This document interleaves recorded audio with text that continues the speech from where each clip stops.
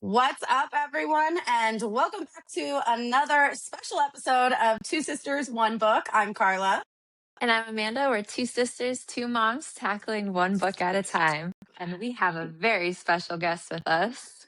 Yay! Miss Briar Knightly, the author of The Dead Queen, is here to join us today to Hello. talk to us about all kinds of fun stuff. I'm so excited to have you. Welcome on in. Thank you. I'm excited to be here. Honestly, listening to you guys talk about the book was the most fun for me. It was a joy every time I tuned in. So thank you so much for having me on.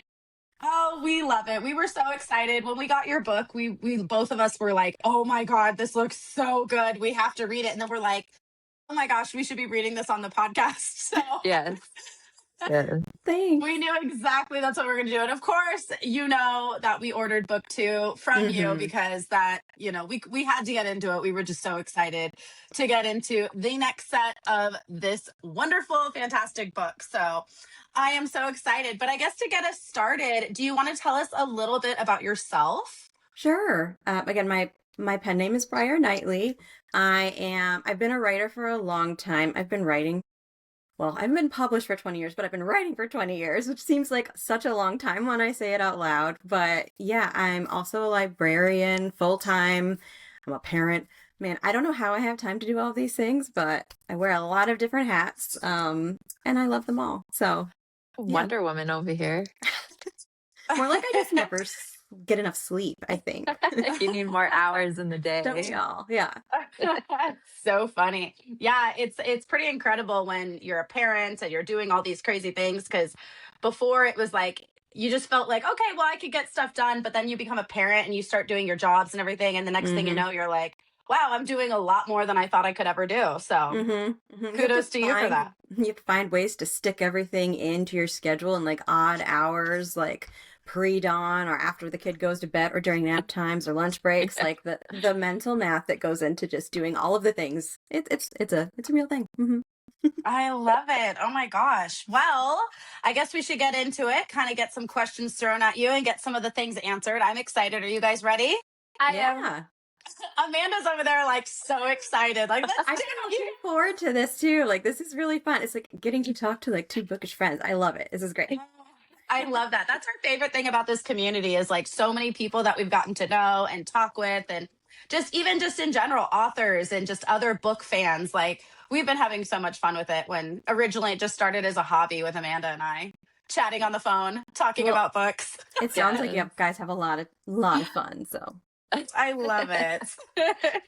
All right, well, let's get started here. So, I guess the first question would be is we know that The Dead Queen is inspired by Little Red Riding Hood, but what inspired you to choose that inspiration? I went down a deep rabbit hole of like fairy tales and folklore. Like this is very different from what I usually write. I would say exact opposite of what I usually write. And I just decided I wanted to write something that was like purely for me based on my own interests. Like I love fairy tales, especially dark ones. Maybe that says something about my state of mind. I don't know. But dark fairy tales are my absolute favorite. So I was digging around through like Celtic folklore, like Scottish, Irish, like all over. I was just going down this deep rabbit hole, but I kept coming back to Little Red Riding Hood because it just felt like the perfect story to turn into romantasy, because you already have the huntsman and you have the wolf. And I just thought it would be a really great one to play with. Now, if anybody is in the folklore like nerd corner with me, then you might recognize other like folklore and fairy tales kind of woven into this story. But obviously Little Red Riding Hood is the main one. But there are hints of other ones throughout the first 2 books so far. So yeah, so I haven't heard anyone who's found them yet. So I'm like, waiting. Someday someone will come up to me and be like, I know what you did. I see it now. I love that. No, now I'm like thinking about, okay, I've got to go back and reread and see what I missed. And we're all into like looking for Easter eggs and finding things. I guess that just wasn't something that we thought we would find, right? It was purely for me, honestly. Like this book, I consider this book to be like the one that I wrote for me. Like Everything Yeah. in it is stuff that I like, and I was like, I'm just gonna write the story of my heart and soul, and I'll self-publish. I'll put it out there. It's for me. This book is entirely for me. So I'm so happy that other people it has resonated with them and that they like it. Like that's great. Yeah, no, a lot of people are liking it. Okay, so I have a question then. Yeah. Who is your favorite character to write and what made them so special to you? I struggled with this. Let me think. So I'm gonna say Sienna is my you said favorite, right? We're starting with Yes, favorite. we're starting with favorites. Um, because she was kind of like my rebel child. She's kind of like the person I want to be, but have never been courageous enough to be. So I I love romantasy. I do. I love it. And I love romance. But a lot of times I feel like the heroines are just so perfect and I wanted her to not have to be perfect. Like I don't know if you guys feel this like as just women in the world, but like Hmm. we have to be perfect. We have to be selfless. We have to like take care of everyone else before we take care of ourselves. And I just decided, no, I'm gonna make a heroine who is brave and courageous. Maybe sometimes she's a little selfish. Maybe sometimes you're not gonna like her. But I don't know, I think I was living a little bit vicariously through her Yeah, for this. So for that, I love her. And I know some that's people might not like that about her, but that is okay too. I love how strong she is. She's such a strong female character. Like she doesn't need that man in her life to help lift her up. Yeah. She believes like she's very confident too. Mm-hmm. Like I know I could do Hmm. this. I don't need you, Hunter. I'm Yeah. just kidding. Yeah. I know we're going to get into it with Hunter later. I cannot wait.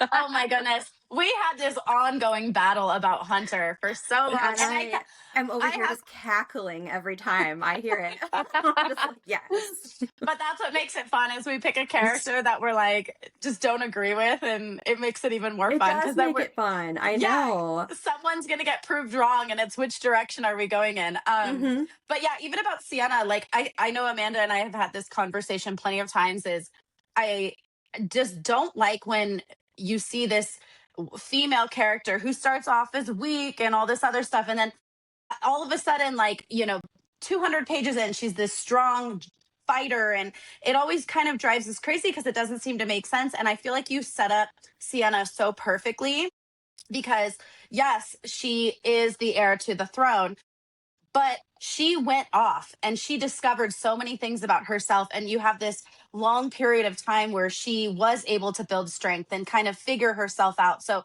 I feel like you wrote that so perfectly that Oh, it was thank so you. believable and it made so much sense to the story. Yeah, I Mhm. really wanted her to know who she was going into this. Like, and every book is a little bit about like character self-discovery in a way, but like I didn't want her going in like not knowing who she was. Like I feel like in my I don't know, my 20s, like I didn't know who I was, but like I wanted her to know who she is and know what she wants. I feel like there's power in that. I just loved that about Sienna. Sienna was probably, honestly, by far like my favorite. And I don't know. We could go on all day about different characters we like, but Mhm. Sienna was definitely up there for me. And even though Okay. Amanda would disagree, Hunter was up there for me as well. I knew both Sienna and Hunter would be characters that people would either love or hate. And going into this and hearing who loves them and who hates them has been so much fun. I feel a little evil over here being like, yes, this is working out exactly as I had hoped. That's all right. Well, so now I guess the next question would be: are there any characters that were inspired by anyone you know personally? No, none. Other than Sienna being kind of like my shadow self in a way, because I think I spent most of my life trying to be perfect and do the right thing and be selfless and be like, I don't know, just I don't want to say I'm perfect. I'm definitely not, but you always strive to be. And now I'm just like, the older I get, the more I'm like, that I don't want to be perfect. I want to be the weird old lady that people whisper about in the neighborhood. They're like, oh, there she goes again. She a witch? I don't know. Like, I want to be that person. So I'm like, I'm just going to embrace the darkness in me. I don't know. So Sienna is kind of like maybe me a little bit. I love that. You're living through Sienna.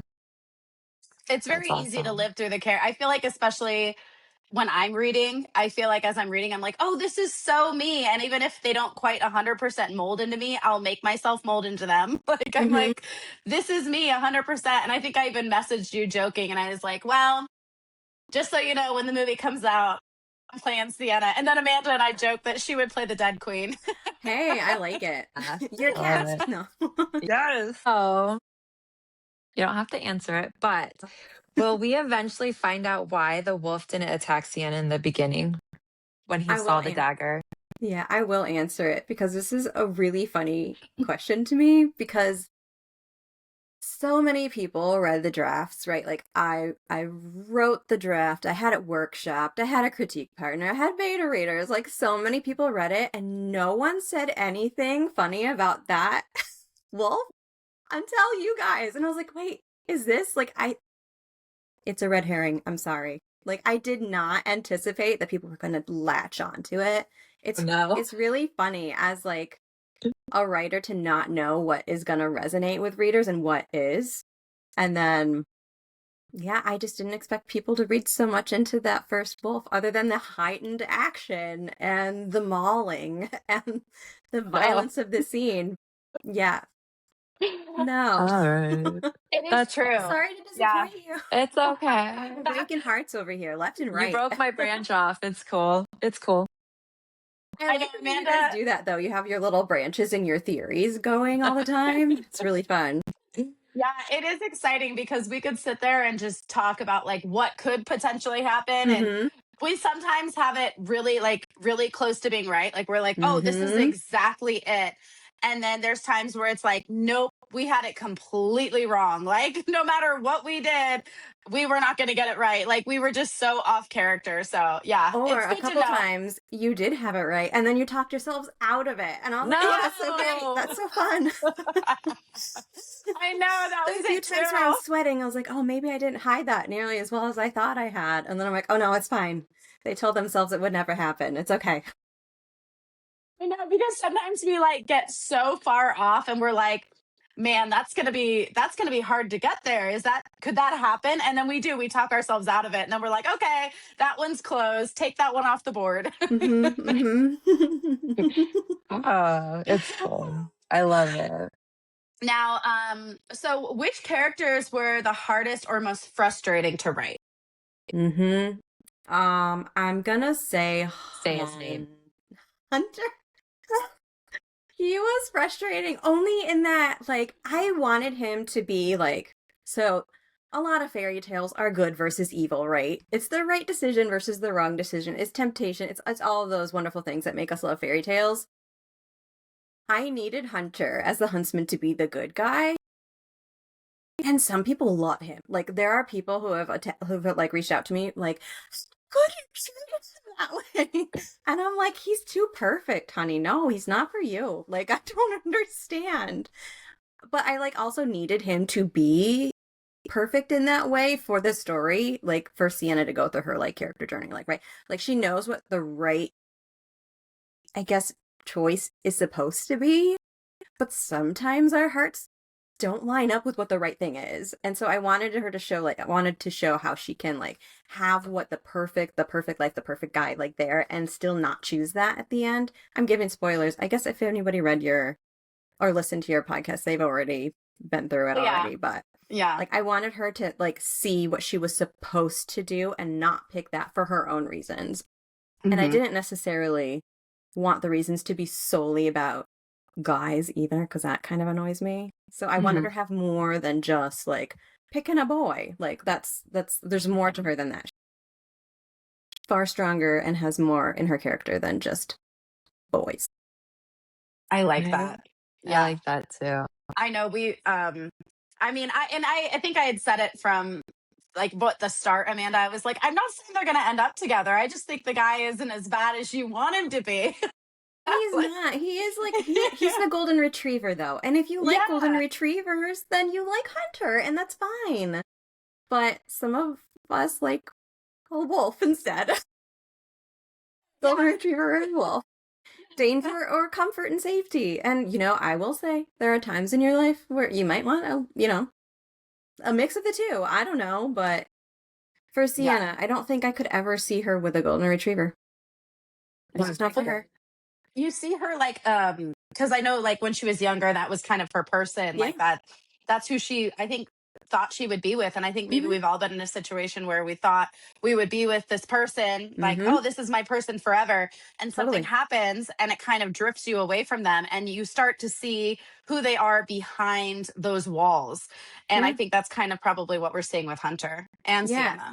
And I'm sure there's someone out there for Hunter. And I'll tell you that you have not seen the end of Hunter. You haven't, but without giving too many spoilers away, he'll come back in some way, shape, or form. But He's going to come back with a vengeance, huh? Maybe. Huh. I don't know. That episode hasn't aired yet, but you haven't read the next book yet.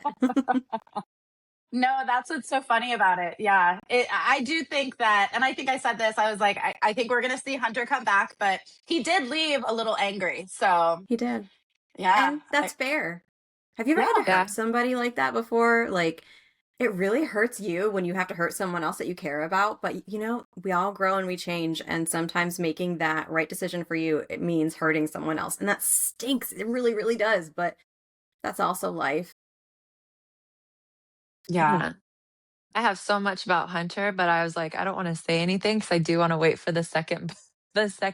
Nothing bad, but it's just like I have so many feelings on which way he could go. I don't know. There's a lot. See? Do you want to tell me any of those theories and I can just sit here and stare at you and grin evilly? Like, do it. Do it, Amanda. Okay, so the big one, I was telling Carla this, is Tristan offered him to come and he didn't want to go with them.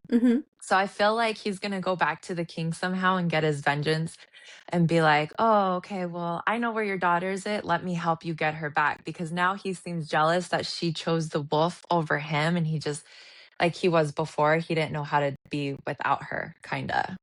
So I feel like he's going to have his little tantrum that he has and goes off. But, or he just goes off and finds another group to hang out with and tries to defeat the king because he is kind of, the king's just crazy, if you ask me. Yeah. I'm just gonna. It's weird saying them out loud. No, I love it. I love it. You're wrong. But I did have a question though. How do you say it? Is it Elena, his cousin? It is Elena? Elena. Okay. It's Elena. But she's safe for right now, right? You didn't kill her off. That's big emotional damage right there. Amanda, that could be book 2. I know, I can't tell you. Okay, but I will say, I'm really glad that you guys liked Elena. Because yes. I liked her too, but we didn't really get a lot of her story in this one. So yes, maybe there's gonna be enough. Maybe there's something to that. I don't know. We'll say with Elena, I did feel that jealousy feeling when you're reading it because you're like, no, like this is Sienna's story. Stop trying to take over. And then as we started to mingle into like her helping Sienna and then her wearing the moth ring, I was like, okay, I like you. There's like, so I have this, everybody at the library. So I said I'm a librarian. Everybody at the library knows I have this thing. I will DNF a book so fast. Like, I have no qualms with being like, you're not holding my interest. No, I'm done. I don't have time. As I told you, I wear so many hats. I don't get enough sleep. I do not have time for books that do not keep the action going, keep the romance going. Like, my book is not super long, and that is intentional. I can't deal with really, really, really long books that are not like action packed. Like, every scene, I believe, has to earn me as the reader.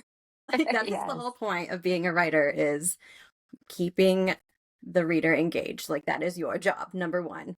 So if anything is slow, I'm going to cut it. Because if it were me reading it, I'd be like, nope, no thanks. Okay. I like that. It does have to keep your attention. And I do like the length of your book. I was telling Carla earlier that the books that have super long chapters or that are really long, halfway through the chapter, I'll like lose interest or forget.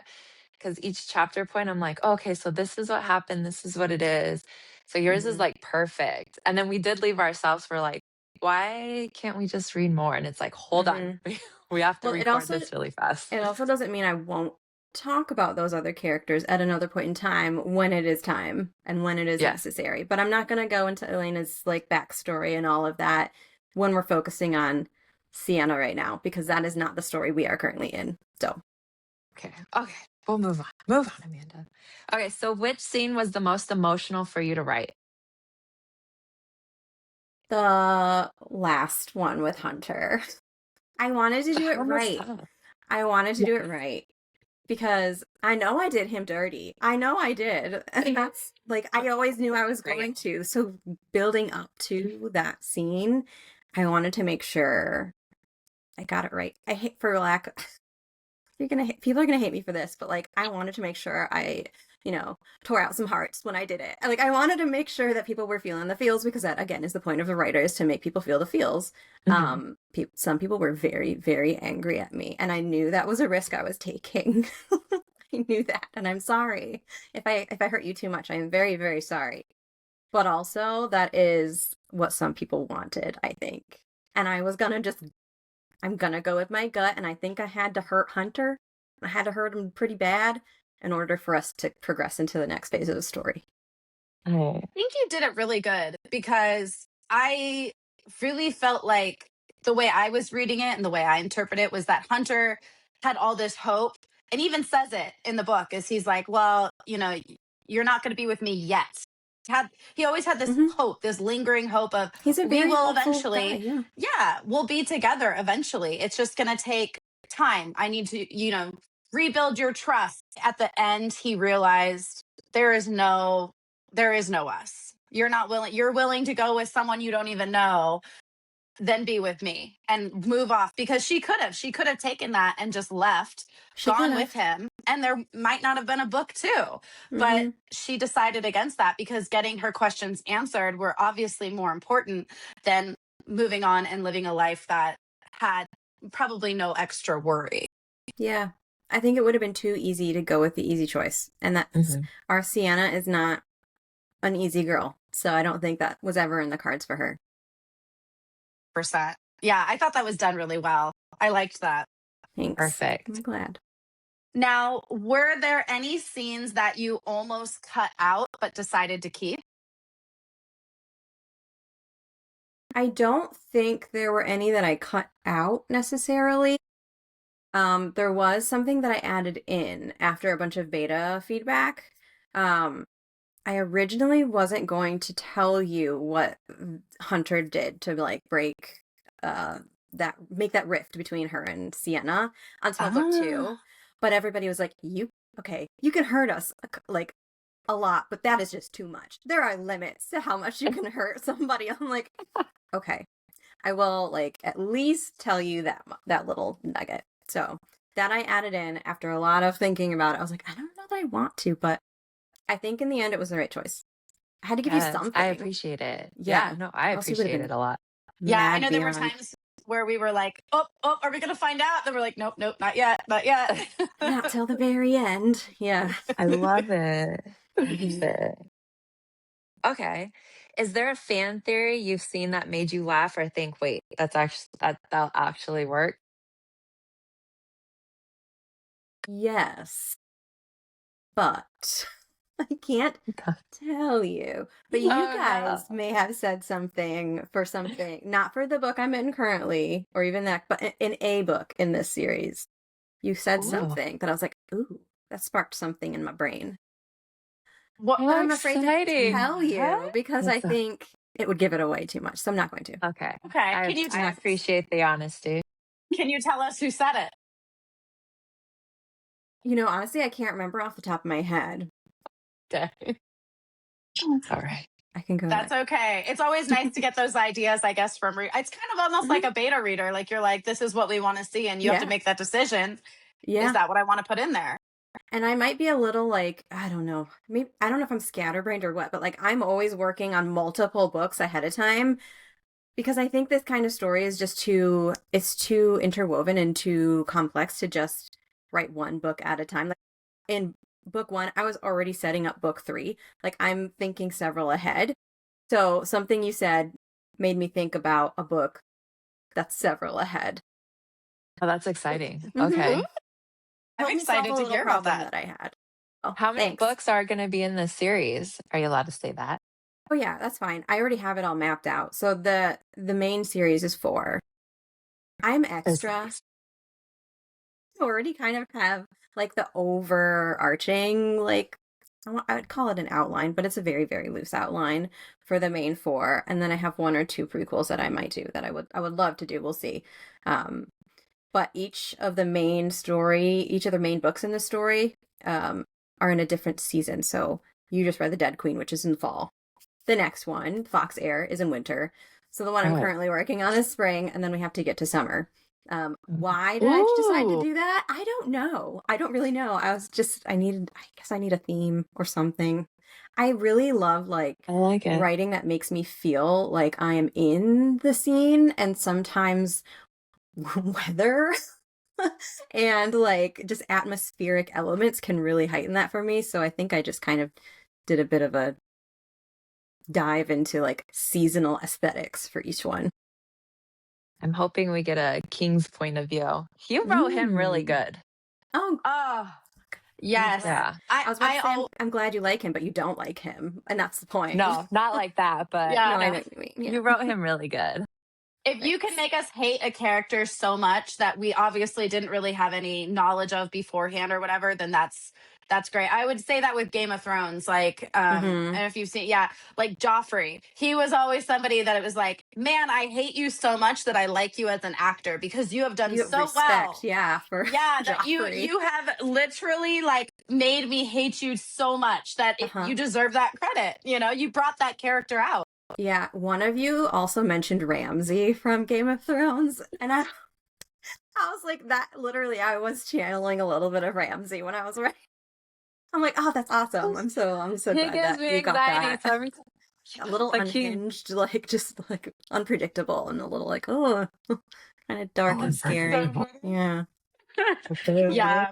No, there's a love lot this. of with the king, it was like he definitely seemed very unpredictable. Like I don't know what he's gonna do, and I'm afraid. And it makes you think, like, dang, Sienna, how did you come from such an awful man? But I mean, obviously knowing her grandmother was there to, I would assume probably raise her more, and the king's probably busy doing his takeovers. Like The grandmother was a stabilizing force. I felt like she needed someone to be, otherwise she'd have just been lost, like totally lost. Yeah, But you definitely needed the light. someone to like lift you up and make you feel like you're worth something, and everybody needs that in their life. So I like that. So this question comes from me directly because as I was reading it, I was like, oh, I have to ask. In the end, we see that Hunter and Sienna are obviously like, with Commander Malin, and he is standing there, and we see like this battle about to happen. So what made you decide to have the bear kill Commander Malin versus Hunter? I was wondering if there was more to that, like trying to preserve Hunter's character, or I was curious to know. I can be. No, I'm kidding. No, you should. Everybody can write. I firmly believe that. Anybody with enough work and practice, anybody can write. Yes, I was originally going to have Hunter do it, but I felt like he has not reached the point in his character arc where he like has any kind of change. Like he's still too good, I think. I didn't want to sully that just yet. I don't know. Maybe something will come down the line, but I felt like it wasn't his time for that sort of like rage or vengeance, or like I realize he kills, like he's a soldier, he's killed, but it has never been like personal yet, and I didn't feel like he was ready for that. I didn't want to do that to his character quite yet. Okay. Yeah. There's one more question. Sure. Which character do you think readers misunderstood the most? I bounce back and forth between Sienna and Hunter, but honestly, it just depends on the reader. Like I think I said this, like I knew not everyone was gonna like either of them. So I don't even know if it comes down to a misunderstanding as much as it is just like your taste, your personal taste, like in characters. I have had people be very angry about how Sienna has treated Hunter, and other people like, yeah, like we don't like Hunter. Like I get it both ways. It just kind of depends upon the reader. And I knew that going in. Like I wrote this book to be indie because I knew I was taking risks that like traditional publishing was not really going to go for, and I wanted to write the book that I wanted to write. And Yes. that is like the joy that has been indie publishing, is that you have a lot more power over your story and you can tell like the story you want. And that is not necessarily the case with traditional publishing. My other pen name is in traditional publishing and I love it. I've done like really great things that I am proud of, but they are very, very different than what I would write for indie, just because they're just different markets. Okay.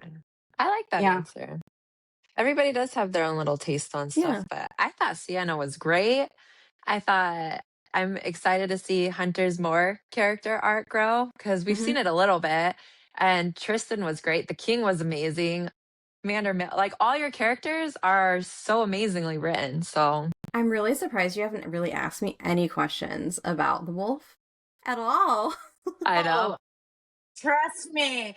I think because we haven't read book 2 that we're book like... Book 2 is his book. That's kind of how I feel, because I felt like in book 1, we got a lot of Sienna, of course. You know, obviously we're going to get that. A lot about kind of who she is and her family and all that. And then we got a lot of Hunter because it was kind of showing their friendship and then turned to enemies and then sort of growing from that enemy platform, I guess. But then we have this, you know, which I love to call him Wolfman. He is Wolfman to me. Enter in, and I feel like we're going to get a lot more about him. Obviously we don't want any spoilers to it, but I have to say that I personally love Tristan. Like there is a mystery to him that intrigues me so much as a reader that I want to know more. And I feel like we don't, like, he didn't really kind of say who he is. We just know his character, but we don't really know his history or his past or much about him. So I'm excited to get into that. I don't know, Amanda, what did you think? I do want to know one spoiler, which I probably won't be able to know. But I feel like he's so much older than everybody else that he's with. He's like, I feel like he's Fae, right? Or like he's at least 1,000 years old, maybe. I know I'm not going to get it now, but you just he's think older he's than mature. what he is, right? No, he's more mature than everybody else. He just has so much more outlook on life. Like with the whole villager people, he didn't want to automatically kill these villagers because it's going to set up their family for failure, basically. And I just feel like he has more respect on life. And I know it's probably because of the dead queen situation and everything, but it's like, how long have you been around to see it? Is this the first dead queen he served, or has he been with the previous dead queens? I don't know. I guess you'll have to read book 2. I love it. I know. I've already sent it your way, and I'm excited for you guys to read it. And this has honestly just been so much fun for me to like hear you guys hash it out like chapter by chapter. It's been a joy. So I appreciate you both for reading book 1 and still wanting to read book 2. That's awesome. Oh, we're going to be completing the whole series. Yes. We are so excited. We always laugh because we end up reading a book and then people are like, oh, I'm going to go book 2. And we're like, you guys, we pick these books out well in advance and we need time in between. Yeah. Yeah. And it gets you excited because now you, instead of maybe wanting to wait for us, now you have to go get book 2 and you have to read it yourself, you know? Ending it the way that you did. I know Amanda and I were like, well, now what? Now we got to get book 2. We have to get book 2. We should have had it already. No, we kind of had a feeling it would end on a cliffhanger. So we're like, we should have had book 2 ready. No, I told Carla, I got a misprint. My pages aren't completed. It stopped. There was a moment where I was like, do I just combine book 1 and 2? I'm like, no, I don't like long books. So no, we're not going to do that. We're going to leave it on a cliffhanger and torture people. And I hope it's okay that I tortured you just a little bit. It's the best. That's the best kind of torture. Like, I love it. I love it so much. Yeah, you ended it so perfectly. I mean, just that last sentence was like so much power in it. And you could see it building. And I'm like, oh, she's going to undo her clothes. Oh, boy, we know what's going to happen. And, of course, I think Amanda and I can say we kind of had theorized, what if this was the grandmother? And then we're like, well, maybe this is too far. Maybe, but could it be? And then we talk ourselves out of it all the time.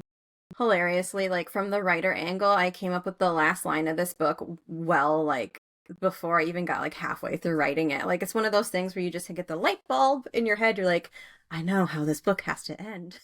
Like this. And yeah, it's always fun. Yeah. Like when you're writing, it's very much like putting together a puzzle. And like sometimes you get that piece, like that puzzle piece you've been missing, like randomly while you're taking a walk or you're in the shower, and then you have to like run out of the shower and like find a pencil to write it down before it leaves your brain. It was one of those moments. It was very, very fun. I love that. Oh my gosh, yes. We are so excited for book 2. I can't wait to continue this journey with Sienna. Oh, I'm so 'Cause- glad you guys are on the journey with me. Thanks so much. I know. And just to get to know a little bit more about Tristan and his history and kind of how he pieces into this whole story with Sienna. Because I've said this to Amanda and I'll say it to you. I feel like there's something about Tristan that really connects him in deeply. Like I feel like there is some connection piece in there, but I guess I'll have to wait and find out. I guess so. I like some people like book 2 even better because it's Tristan's story. So I'm excited for you to read it. I'm so excited to read it. Oh my gosh, this means Carla has to come out sooner so we can read it sooner. That's why she wanted it mailed to her, because then she wants me to come out and visit her sooner than we are anticipating. Fun. Well, no, I'm kidding. I look forward to your feedback. Thank you. Yeah. Thank you for taking the time to talk to us. Of course. This was really fun. Thank you. Yeah. Is there anything you wanted to add to any of the readers or anybody who's listening that, you want to kind of say to them? Other than just like, thanks for following along. This book has been like truly the most fun to write. And I'm really glad I did it. And I'm glad you're all liking it. Like, it's one of those things I'm like, I don't know how this is going to go. I don't know how people are going to feel about these characters who've gone a little rogue. Like, they're, I don't know. They're special to me in many, many ways. So I'm glad that they resonate with people. So thank you for reading. Yes. Now, where can people find you on social media?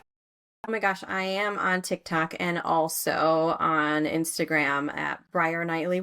I think Instagram is Briar.Knightly. I don't know why I did that. Briar.Knightly on Instagram and Briar Knightly on TikTok.